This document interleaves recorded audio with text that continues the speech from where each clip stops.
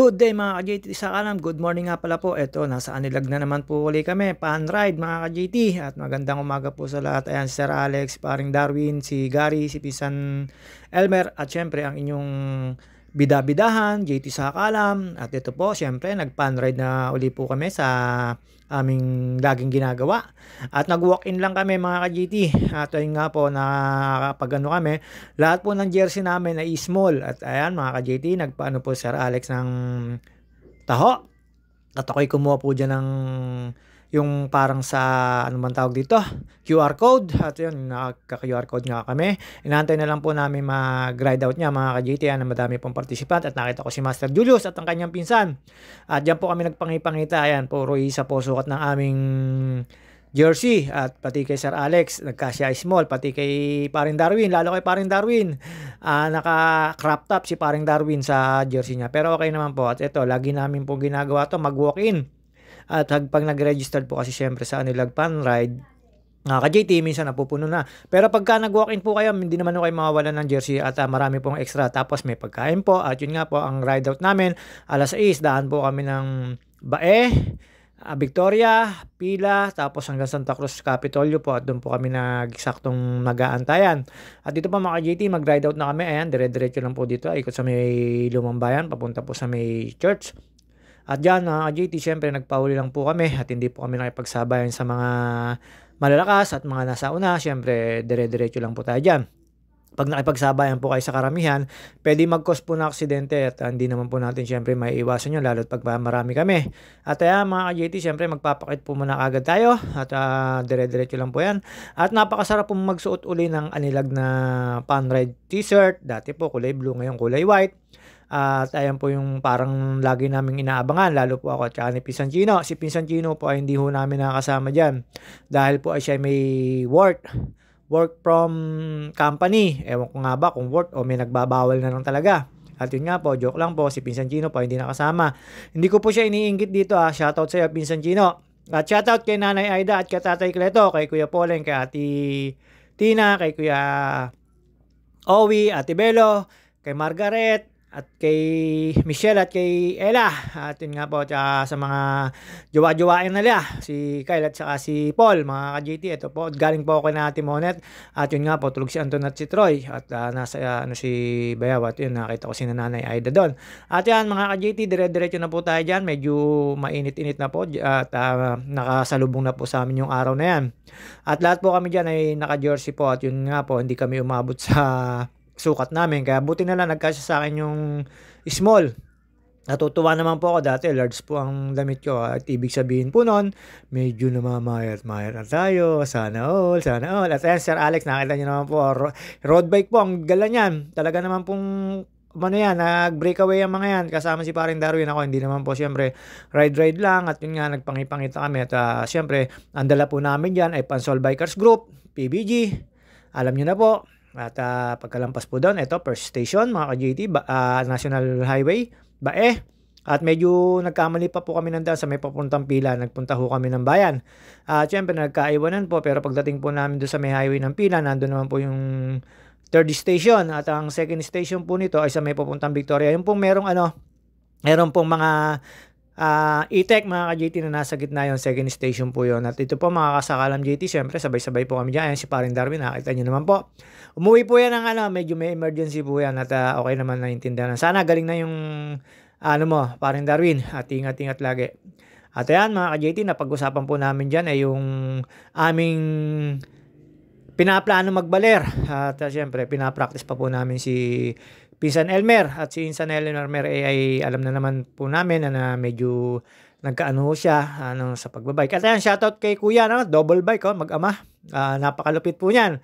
At syempre, kasama po namin sa Panre yan. Ayan, inano ko sila mag-ama. At ayun nga, nalpanik daw po sila na Red Ball.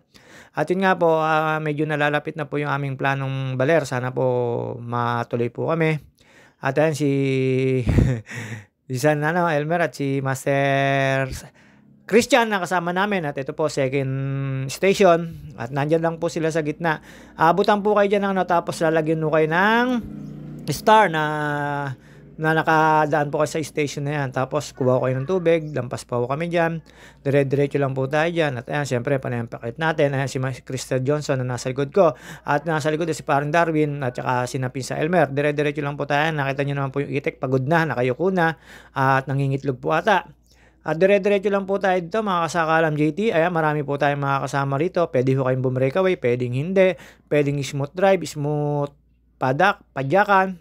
Naka-organize naman po yung yung aming pagpedal na to. Tapos ayan, dami po namin mga naka-jersey. Pero mas marami po kami nung last year pa. Bukod sa last year na yan, nung nakarang taon pa.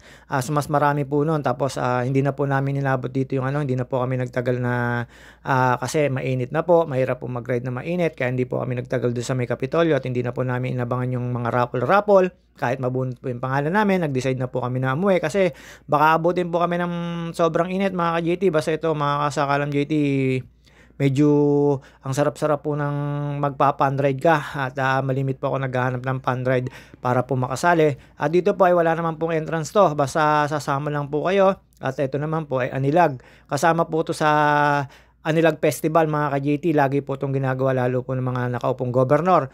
Hindi naman po sa lahat naman po ng gobernador, alam ko may fun-ride lagi ng Anilag mga ka-JT. Dito lang po sa Laguna, ewan ko lang po sa iba. Basta ito, lagi namin inaabangan to ni Pinsan Gino, ang fun ride. Hindi ko kami mawawala dito lagi. At yun nga mga ka-JT, syempre, dire-diretso lang ko. Excuse me po. At medyo may mainit na. Sumaan ako po na aarawan tayo. Baka po maano yung ating pampa-mekos-mekos sa muka. Yung mga pinupunas ko po mga sa mukha ko. Baka po magkulay tusino mga ka-JT pag naarawan. At ayan, marami po kami nakakasabay dyan. Ayan, Sir Alex at nagbe-breakaway yan. Kasi naghahanap ng pagpapawis yan. Sumingit lang din po yan. Puyat pa yan. 2 hours lang po tulog niya ni Sir Alex. Pero siyempre, sumingit pa rin po ng bike yan. Kinat ko po yan. Yan po yung mga PBG na pag isang chat mo lang talaga naman pong susuporta yan. At yan, ilan lang po kami PBG rito. Pero marami po kami nakakitang mga samahan dito. Ayun nga lang, hindi kami naka-jersey. Siyempre, ang hinaan namin yung Anilag jersey na magkameron ka at ma-finish mo yung mga ride. At ayan po, nasa unahan po si Parang Darwin at si Sir Alex na nagbe-breakaway na. Nagsisimula na po sila magpapawis. Lampas na po kami ng Victoria nito mga ka-JT. Medyo nagkahiwa-hiwalay na po kami dyan. Kami yung mga chill ride, nasa likod lang po. Tapos sila nauna na po dyan mga ka-JT. At may mga nadaanan po tayo dyan, sina ate.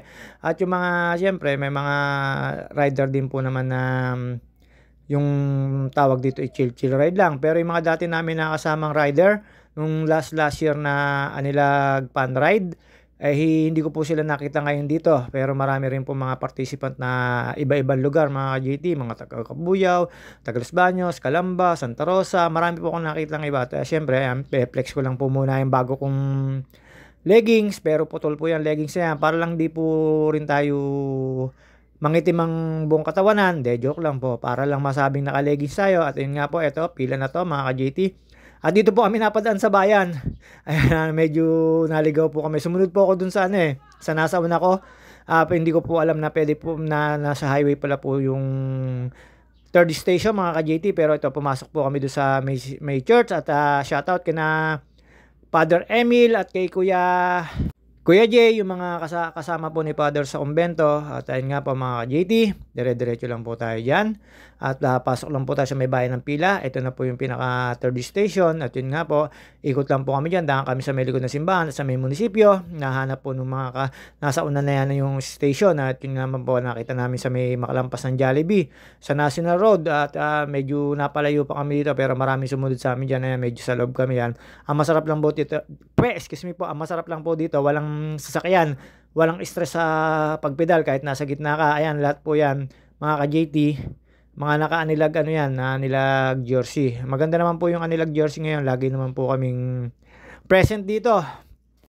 Naghahanap po ako makakasabay ko dito forever. Wala po akong nakita, hindi ko kagaya nun. Sayang yung pagkakataon talaga nung last year. Hindi ako, sayang talaga, nakakapagsisen. Nung last year, ang dami po talaga namin kasabay na pwedeng forever. At pwedeng maging sana all mga ka-JT.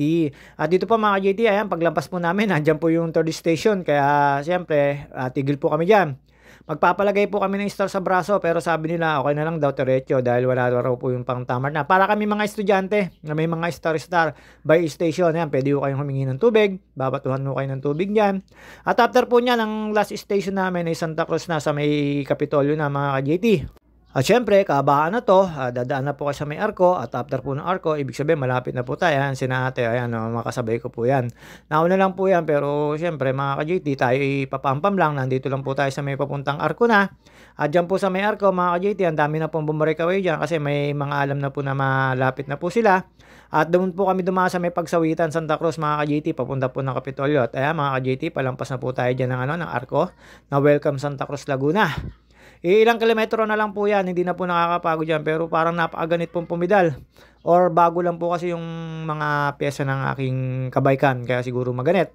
Pero mga ka-JT, buti na lang po hindi masyado mainit ngayon sa mga ride namin dito sa Anilag Pan Ride mga ka-JT. At nung nakita ko na po yung ayan, bumrek away si Master Christian Johnson at yun si Pisan Helmer at si Sir Alex nauna na at ayan, may mga kasabay po kami dyan nasa likod na ayan po yung dalawang bata, bumibreakaway yan, nasa likod ko lang po yan. Overtikan ako nyan, overtikan ko rin sila. Ayan, naglalaro kami yung tatlong yan mga ka-JT. Pagka po sila naman, pagpagod na ako, sila naman paunahin ko. Tapos pagpagod na sila, ako naman mangunguna. Ayun nga po, nag-breakaway yung dalawa, nagpangita na kami sa may Kapitolyo. At ayan, pagdating po sa papasok ng Kapitolyo, ito, magkasabay na naman kami.